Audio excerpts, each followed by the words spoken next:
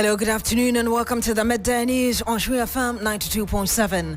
My name is Beatrice Adu. The news is also live on Kasmi 107.1 FM and across the world at 3news.com. Coming up in the next 30 minutes.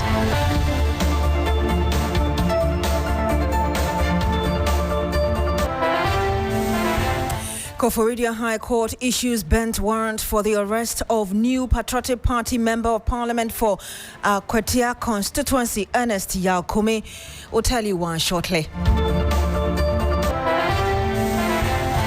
Also coming up, government on a collision course with members of Clocksack over the latter's decision to embark on a nationwide strike from Thursday, February 20, in connection with the appointment of Samuel Adumboche as head of the Birth and Death Registry.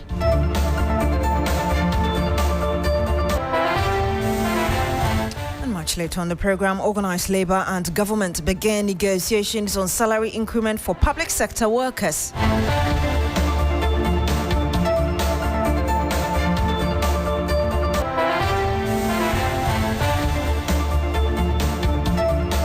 Thank you very much for joining us. Now, the Koforidua High Court has issued a bench warrant for the new Patriotic Party's Ernest Yaokumi. This was after the court convicted him for contempt of court and for continuing to hold himself out as the Member of Parliament for the Kwetia constituency. Yvonne Nekwe is our Eastern Region correspondent. She joins us live on the phone. Yvonne, the MP was sworn in on January 7 by the Speaker. So, any reason why the Koforidua High Court is issuing a bench warrant for him? Okay, so this is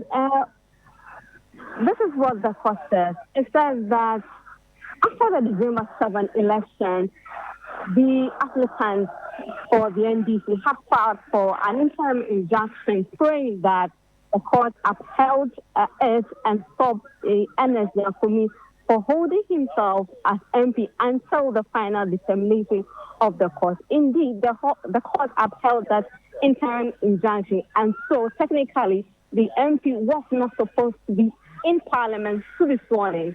We did watch the night of the swearing in when the clerk had announced that it had been given an order from the High Court to ensure that the MP does not sit in for the swearing in, and that if it does so, it means that consequences would come onto him. This is the result of what we are saying today. The High Court judge, Justice Sena Ameda, has said that the evidences and the visuals before him did make him understand that Ernest Yaokumi understands the consequences of his action, and his failure to be in court subsequent when the matter has been risen means that he has flouted the court order, hence must be arrested and brought to the court for his sentence. Yvonne, tell us more about the implications of the court's decision and what it means for the position of the MP. Well, what it means is that apart from the walls of Parliament, wherever the MP is seen, the law mandates the police to arrest him and bring him to the court for them to, as I said earlier on, sentence him. It does mean that for now, he still cannot hold himself as the MP for the Kwetia constituency until the final determination of the case by the Koforidua High Court. His counsel was in court. Gary Mark was in court, but he did not speak on the matter. He preferred to be silent for further court. So no reaction from the lawyer for this man, but any reaction from the constituents? Well, in the court, we saw a handful of his constituents and huge on the side of the applicant, the NDC people. So you see a bit of them on the NDC side jubilating, but on the side of the NPP, it was rather a moment of reflection for them as to which of the next court of action would be for them. Thank you so much, Yvonne Nekwe. She's our Eastern Region correspondent. We come to Parliament right here in Accra for some reactions. Our man, George Quaynin, is monitoring or covering proceedings for us. He joins us live on the phone. George, has the arrest of this MPP Member of Parliament for Kwetia come to the floor yet? Yeah, honestly, when I came here this morning, I saw him in the chamber before proceedings began. And in just 3 minutes ago, he just stepped out But I actually confronted him and wanted to get some reaction from him. But what he told me was, as a media person, I should be very sensitive. It's an emotional thing, so I should not even come to him and ask him any question about it, because he wants to just keep mute about this and make sure his lawyers take necessary course of this very issue. But as it stands now, he stepped out of the chamber. Where exactly he's heading to, I can't tell. And so for me, I'm sure maybe in the subsequent proceedings, he will not be part of it. What about his other colleagues, both from the MPP and NDC? Any reactions from them? Okay. So before he left the chamber, I saw him consulting with leadership. I saw him consulting with Shaibu, the second deputy financial rep, and also Patricia PJ. So I'm sure he was trying to consult with them what the way forward is. But I couldn't really, get the content of the discussion. But if that is anything to go by, I'm sure maybe they actually were the ones that made him leave, just to ensure that things do not really go out of hand. And so if that is anything to go by, that is why he's left the chamber, to ensure that everything that goes on is smooth. Thank you so much, George Quenin. He's currently in Parliament for us. Thank you for speaking to us now. Still on election dispute, the legal team for petitioners contesting the parliamentary results in 3 constituencies in the region, Obuasi East, Ahafo and Ahafo North Southwest and Ahafo North, are dissatisfied with the transfer of the case from High Court 8 to High Court 2 without prior notice. Ibrahim Abubakar is the one following this for us. He joins us live on the line. Ibrahim, what really transpired in court today? Well, today the petitioners were in with their legal counsel. We had also the respondents also coming in. Now, the petitioners have already filed for an application for injunction to prevent the first respondents from carrying themselves as members of parliament while the main case goes on until the court determines the matter. Now, this morning, like I said, the petitioners, legal counsel for the petitioners were in. So usually the case has been divided in 2 courts. We have the Afano North Tepa in Court 6, then Afano Southwest and Obuasi East in Court 8. So when they were done with the Afano North case, the petitioners and their lawyers went to Court 8 only to be told that the case has been transferred to High Court 2, which is a new court from where they are already. And before they got there, the case has been held and even the matter has been adjourned. So they are not too happy because they are saying that they were not given prior notice to the issue, and they do know that before a case can be transferred from one court to the other, then the party would have been dissatisfied with maybe the church or some issues. But this is a case where today is the first day we are seeing the respondents or their counsel coming to court. So they do not know exactly what happened and why the transfer. And for that matter, they believe that it is an attempt by the respondents to deliberately delay the case. But all in all, they came and they were told that the matter has been adjourned to March 5, so they will be taking all the necessary documents and return to court on March 5 to continue with the case. Ibrahim Abubakar, thank you very much for bringing us the latest on this case. Now, the Civil and Local Government Staff Association of Ghana, CLOGSAC, has directed its members across the country to prepare for a nationwide industrial action scheduled for Thursday, February 20, 2025. That would be tomorrow. The planned strike is in protest against the continued tenure of Samuel Adumboche at the Births and Deaths Registry, despite previous government assurances that he would be removed from office. CLOGSAC says Mr. Boche's participation in the officer's budget hearing at the Ministry of Local Government, Chieftaincy and Religious Affairs on Monday, February 17, 2025, confirms that he still remains in his role, contrary to the government commitment. In a letter signed by the Executive Secretary Isaac Bampoado, the association emphasized that the strike will proceed as scheduled unless their concerns are addressed. The statement also urged all members to hold themselves in readiness for the industrial action, reaffirming their stance on the issue. Meanwhile, government has maintained that its appointment of the registrar to the Births and Deaths Registry Department is lawful. Spokesperson for Government Communication, Felix Kwachofosu, says the government will continue to engage Clocksack on the Vex matter. He spoke at a news conference some minutes ago. And in fact, when it comes to the appointment of a registrar, who essentially is the head of that department, Section 2 of Act 1027 makes it clear how it ought to be done. The contention of Clocksack is that the registrar position is a civil service position. That has to be backed by a specific provision in law. Now, if you read the relevant section of this law, Section 2, which deals with the appointment of the registrar of births and deaths, Section 2.1 says, the registry shall have a registrar of births and deaths. Section 2.2 says, the president shall, in accordance with Article 195 of the Constitution, appoint the registrar. Now, you may seek to inquire what Article 195 says. Article 195 simply gives the president power to make appointments, and in some instances allows him to delegate that power to other entities, individuals, or organizations to do. And in the specific instance of the Births and Deaths Registry, the law governing the operations of that, the law governing the operations of that entity spells out clearly who should make the appointment. It says the president, and the president has acted in accordance with the 1992 Constitution. Now, Section 2.3 says the president shall, in appointing a person as the registrar, have regard to the relevant academic qualification, experience, and knowledge of that person in civil registration. The registrar shall hold office on the terms and conditions specified in the letter of appointment. So, the criteria for that appointment is clearly spelled out in Section 2 of this Act.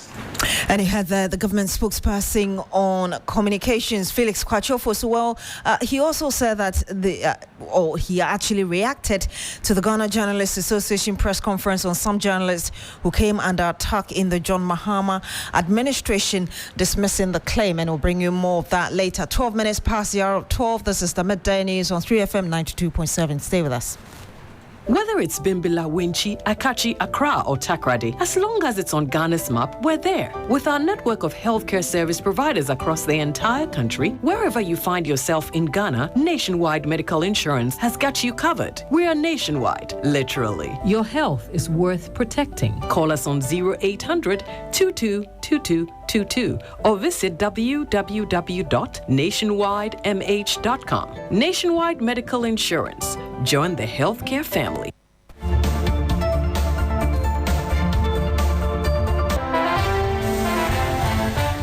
And you're still here on the Midday News on 3FM 92.7. Thank you very much for staying. Now, Ghana has recorded one confirmed case of the human metapneumovirus in the country.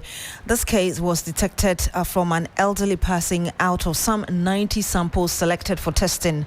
The HMPV is a respiratory virus that can cause a range of respiratory illnesses from mild cold-like symptoms to severe pneumonia. Already, some countries, including China, are battling the disease, with cases surging on daily basis. Health Minister Kwabena Minta Kanto made this known during his appearance before Parliament to brief the House on the state of the public health emergencies in Ghana. We have also identified a single case of human metapneumovirus HMPV in the country. Human metapneumovirus HMPV is a respiratory virus that can cause a range of respiratory illness from mild cold-like symptoms to severe pneumonia. While it can affect people of all ages, it is most commonly seen in young children, older adults, and those with weakened immune system. In response to recent increase in respiratory cases in China and some temperate countries in December 2024, as part of our routine surveillance, we commenced testing for human metapneumovirus. And you heard that the health minister, when he appeared before Parliament yesterday, that was Kwabena Minta Akando. Let's speak to Dr. Michael Owusu. He's a virologist. Good afternoon to you, sir. Thank you so much for joining us. Yeah, good afternoon to you. Doc, what is HMPV, and really to what extent should Ghanaians be vigilant? Yeah, so HMPV is a human metapneumovirus. It's one of the viruses that is within the spectrum of respiratory viruses that often causes upper respiratory tract infection, where patients or individuals often have things like common cold, coughing, and then sneezing and sore throats. That is the basic characteristics of this particular virus. And in terms of how vigilant Ghanaians should be? Well, this particular virus has been with us for years. And prior to the outbreak of SARS-CoV-2, we knew it's in the system. There have been some cases of these, especially in children and elderly people who present with respiratory disease. And to your surprise, after COVID, our team at KCCR has done some studies on over 300 people trying to understand the changing spectrum of viruses after COVID. And what we observe is that human metapneumovirus has now become the predominant virus among the spectrum of respiratory viruses. So it is, but then those who got the viruses were apparently just having mild illness, and almost all of them recovered. So it is a form of virus changing dynamism or spectrum where one virus replaces the other, and others take over the other strains, and then they keep dominating each other as the pandemic goes away, and also as others try to struggle to show their predominance within the human respiratory. Doc, before you go briefly, what do you expect health officials or institutions to do to curb the spread? Well, as I mentioned, this could be handled just like how we handle COVID in the early stage of this preventive advocacy.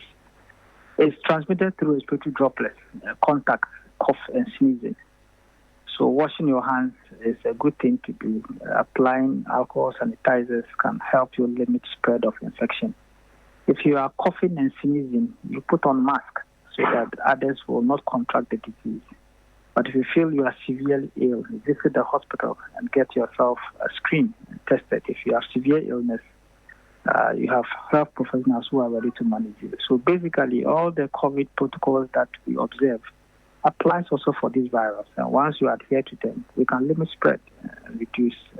But then again, this shouldn't cause fear, because this is one of the supposedly known and mild viruses that doesn't have much capacity to cause pandemic like SARS-CoV-2. I don't estimate that this will cause that kind of severe illness.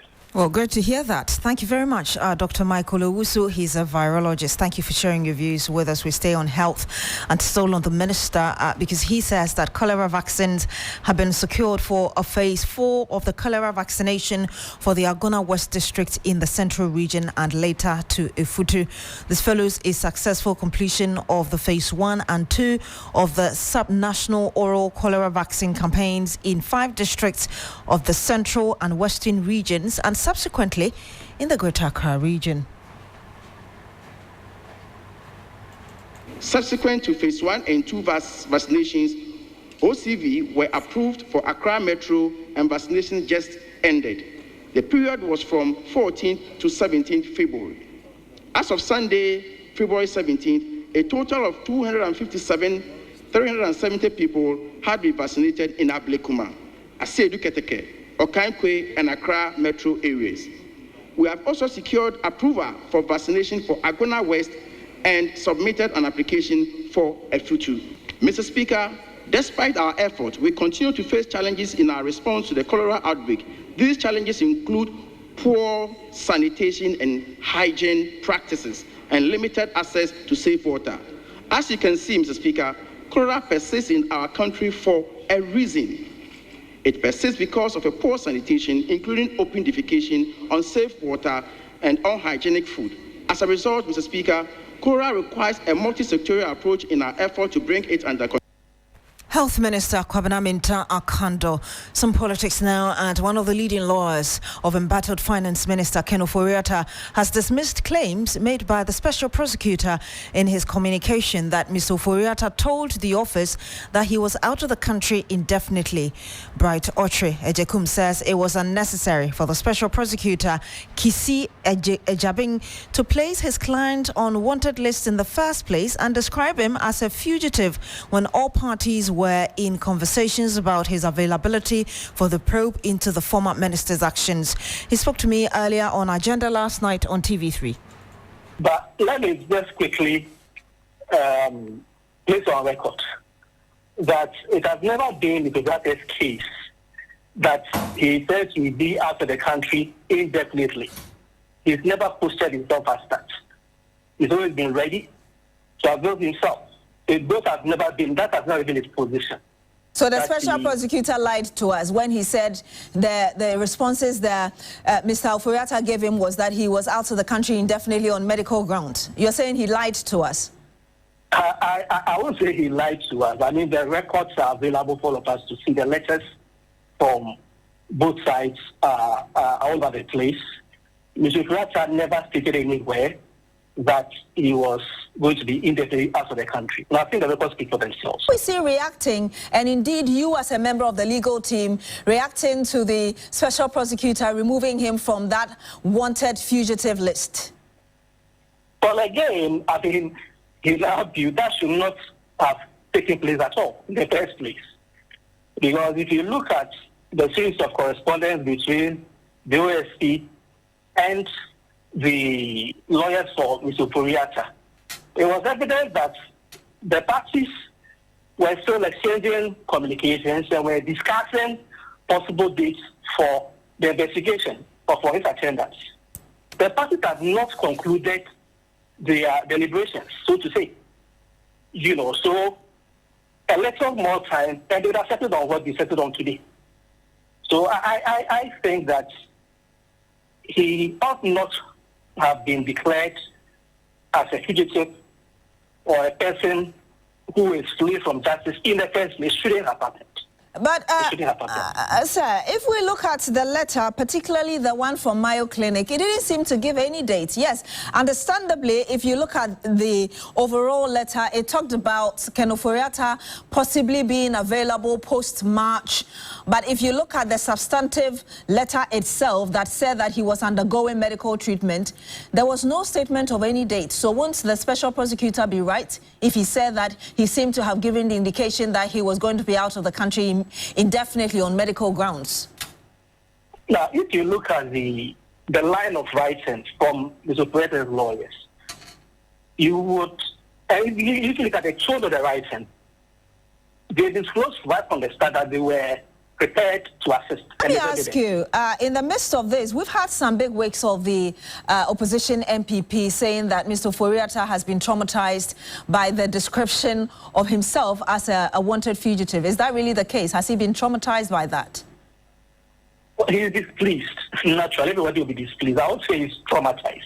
But he definitely is displeased, which is why his lawyers have pursued those lines to get to this position where that tag has been taken off. A tag which I maintain ought not to have been placed in the first place. And you heard the Bright Ochre Ejekum. He's one of the leading lawyers for embattled Finance Minister Ken Ofori-Atta. But Adam Senano, co-chair Citizens Movement Against Corruption, said the Finance Minister brought that trouble upon himself. So, I mean, health issues, medical science, it's a science. I have a biochemistry background, so I understand what we are talking about here. Fact is this. You either have a known condition or an unknown condition. Mm-hmm. If it's a known condition, which I suspect it is, then it's something they have been dealing with over a period of time. So whatever test they are doing is just building on the historical data relating to the individual. Typically, if you're going for any of these such things, they'll tell you the testing period is 2 weeks because you have to plan for it, the amount of time, the costs involved, etc. They'll tell you testing because they know the gamut of tests they want to run. at the end of the test, they know the options that are likely, the alternatives that might come up. And then they will say, based on A, we'll do B and C. So they are able to scope and say, for 4 weeks, we are doing testing. After that, if it is A, we will do surgery covering 2 weeks, and you can expect that within 2 months, you're over. So it is a scope that was necessary. And at the worst case, what should have happened was that the lawyers or the gentleman himself ought to have said, okay, let me facilitate a discussion, because you know you are somebody who is a person of interest. Facilitate a discussion between the OSP and your medical team for them to explain what is going on, because it is that important. This would have been resolved. But you don't start out by saying you are indefinitely unavailable, or which that, the lawyer has denied that he didn't. Well, even if he didn't, but their position was that they will inform the OSP when he comes. And you heard that Adam Senano, his co-chairs Citizens Movement Against Corruption. Well, the National Education Forum, which began in Ho on Tuesday with an opening ceremony, has entered day 2. For Day 2, the forum will be focused on the Volta O2 regions, with stakeholders from the 2 regions expected to make input into the conversation on the thematic areas set out for the consultative forum. Faisal Abdul Idrisu is monitoring this for us. He joins us live on the line. Faisal, what can you tell us from what's happening today?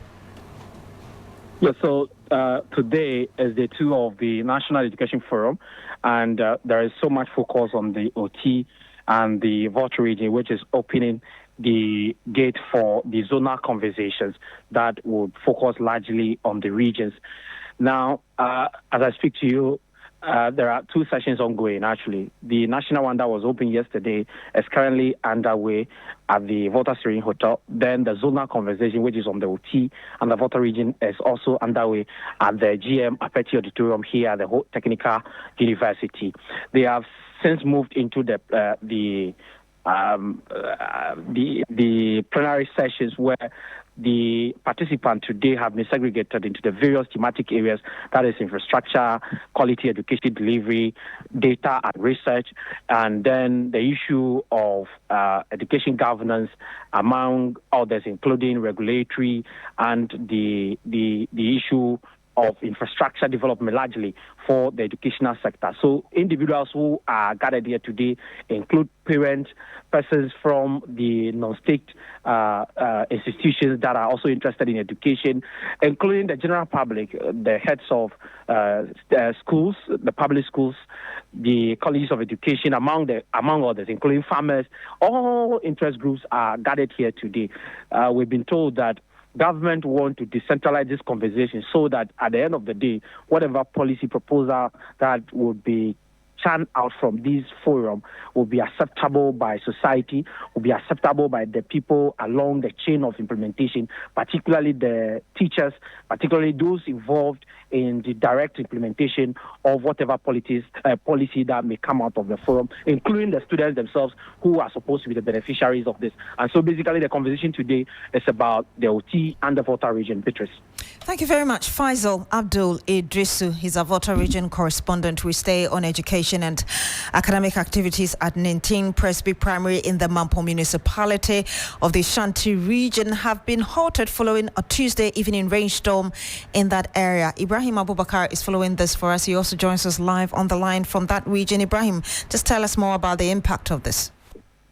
Well, Beatrice, so currently there are over 100 students of 19 Presby Basic are just loitering about because they do not have a place to study. They are still trying to sweep the place and keep it tidy so that at least they will be able to improvise in conducting teaching and learning while they wait for authorities to come and fix the roofs for them. So that is the side. So today, academic activity has been halted, and hopefully by tomorrow or tomorrow next, they will start with that. But you go to the community itself, you realize that about 50 communities have also been affected, roofs being ripped off, and people, personal belongings have all been destroyed. We've seen that more officials coming there to take stock of or take inventory of the extent of damage. They have assured them that they will hear from them in the coming days. So for now, they are just there. Others didn't even have a place to lay their heads on yesterday. So they are hoping that immediately, maybe hopefully by today or tomorrow, there will be some form of assistance to help them continue with their life. Thank you very much, Ibrahim Abubakar. And he was reporting live from the Ashanti region. That's it for the news on 3FM 92.7. My name is Beatrice Adu. Thank you so much for joining us today. Log on to shrenews.com for more news. Have a good afternoon.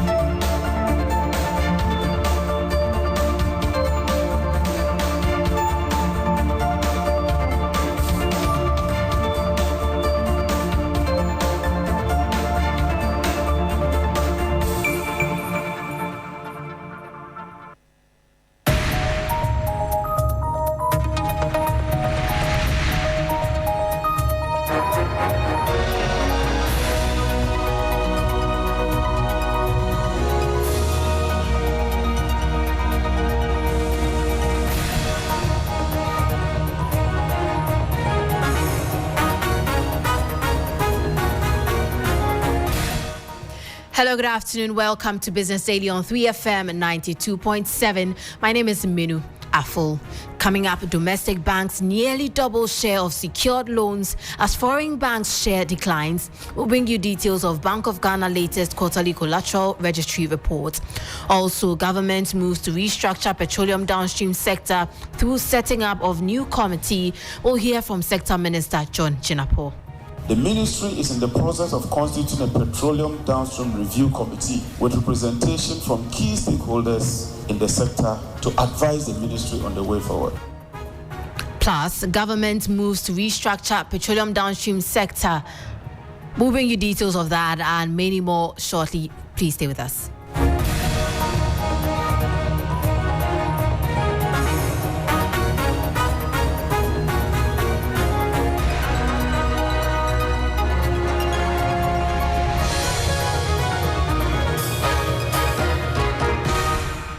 Now the details. The latest quarterly collateral registry report from the Bank of Ghana shows a significant rise in the share of secured loans granted by domestic banks, reaching 48.5% in the last quarter of 2024.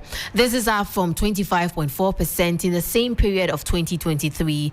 The following news desk report has more.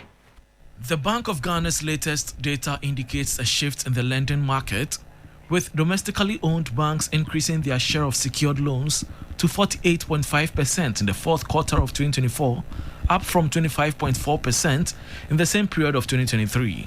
Meanwhile, foreign-owned banks saw a decline in their share to 51.5% from 74.6% over the same period.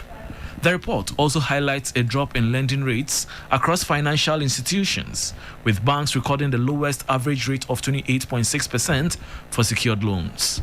Finance and leasing companies followed at 33.1%, while microcredit firms had the highest rate at 49.5%.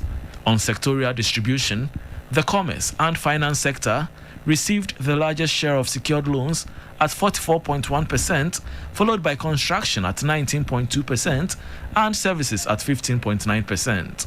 The manufacturing, information and communications, and mining and quarrying sectors received lower allocations. The report underscores changes in Ghana's credit landscape, with local banks playing a growing role in financing businesses and individuals.